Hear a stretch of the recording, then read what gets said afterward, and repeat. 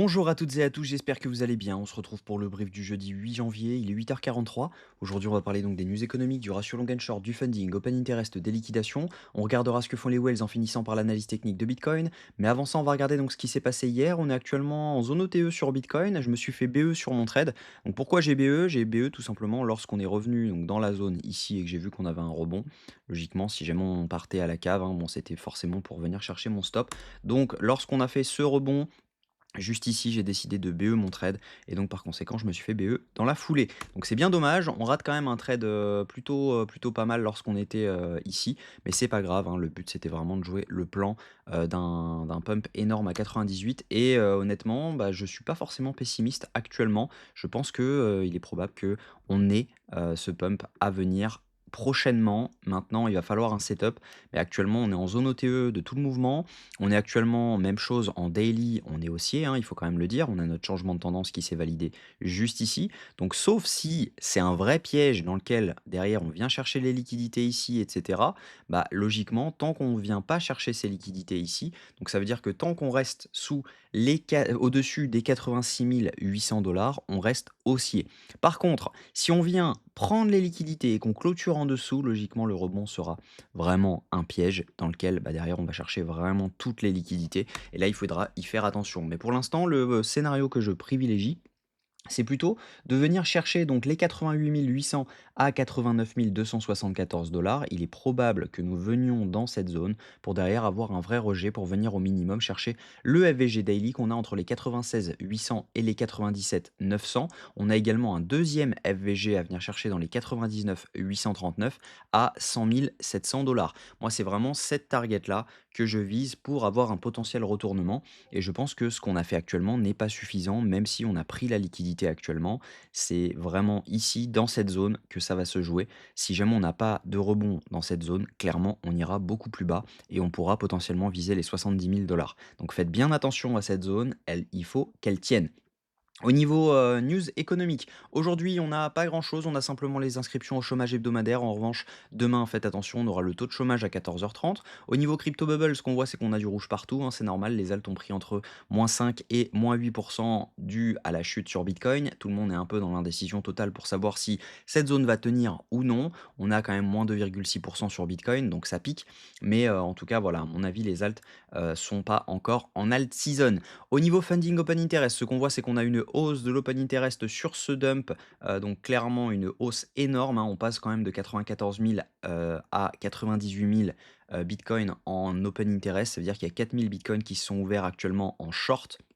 Donc ça veut dire qu'on a eu un dump de l'open interest avec un up un dump des funding avec un up de l'open interest sur cette zone-ci. Donc ça veut dire qu'il y a énormément de shorts qui viennent de s'ouvrir. On a pris les liquidités qu'il y avait à prendre sous cette zone-ci. Donc clairement, actuellement, si on a un setup low time frame, je pense que je rentrerai en long parce que on a beaucoup, beaucoup à liquider au nord et vous allez le voir tout de suite. On est sur 3 jours, on a donc pour 1,6 milliard de dollars si jamais on va aux 96 000 dollars. Donc clairement, c'est plutôt intéressant. En revanche, on n'a plus grand-chose à liquider en dessous, hein, même si jamais je me mets sur 2 semaines. On a donc des liquidations, mais il faut savoir qu'on a quand même beaucoup de positions qui sont actuellement déjà fermées. Donc les positions qui s'étaient ouvertes ici sont pour la plupart fermées, donc elles n'existent plus. Donc actuellement, on est dans une zone dans laquelle on pourrait rebondir. Si on regarde ce que font les whales ont racheté ce mouvement actuellement, elles ont vendu donc toute la baisse juste ici, et là elles commencent tout juste à racheter ce mouvement-ci. Donc ça, c'est plutôt intéressant. En revanche, les micro-wells et les retails, eux, n'achètent pas du tout. Ils sont plutôt sur de la vente complète. Donc clairement, il va falloir faire attention.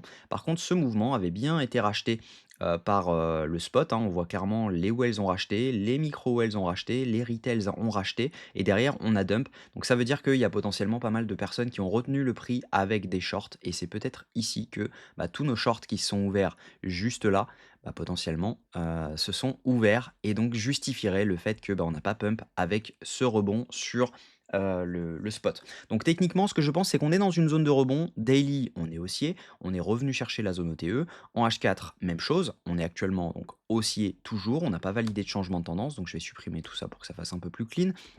Donc on est revenu actuellement là-dedans. On a rebondi dans l'OB H4 que nous avions juste ici. On a pris les liquidations. Donc logiquement, si cette zone tient et présente un setup low time frame par exemple en M15. Actuellement, on n'en a pas. Donc ce qu'il faudrait voir, c'est quelque chose de ce style, dans lequel on fait par exemple une zone dans laquelle on revient, on se fait rejeter par le FVG, on casse le FVG, on valide un changement de tendance, on re-rentre dans le FVG, on rentre en position, stop loss sous le plus bas, pour derrière venir viser beaucoup plus haut, derrière venir viser potentiellement la zone beaucoup plus haute. Déjà, juste là, on sera sur un RR de 1, donc on pourra sécuriser notre trade ABE, et derrière venir chercher les 94 000 dollars, voire venir chercher les 98 000 dollars. Donc voilà ce que je vais attendre une formation de setup en M15. Si on l'a, je rentrerai en longue, parce que je pense que on est actuellement dans une zone de rebond dans laquelle les datas sont propices à un pump.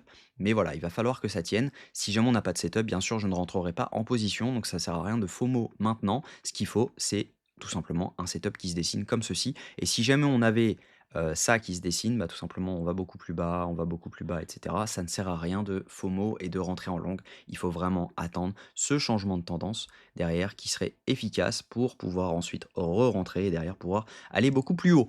Donc voilà, voilà ce que j'attends. Actuellement, il n'y a pas grand-chose à faire, simplement attendre, être patient, rester devant la charte et bien sûr rejoindre le groupe Discord public dans lequel je collerai directement ce trade si jamais je viens à le prendre. Actuellement, donc je n'ai pas prévu de le prendre, mais si jamais on a un setup, ce sera intéressant de le prendre. Voilà, j'espère que cette vidéo vous a plu. Si c'est le cas, je vous invite à vous abonner si jamais ce n'est pas encore fait. Il y a beaucoup de personnes qui regardent les vidéos qui ne sont pas encore abonnés, je le vois, il y a environ 70% des gens qui regardent qui ne sont pas abonnés. Donc je vous invite vraiment à le faire.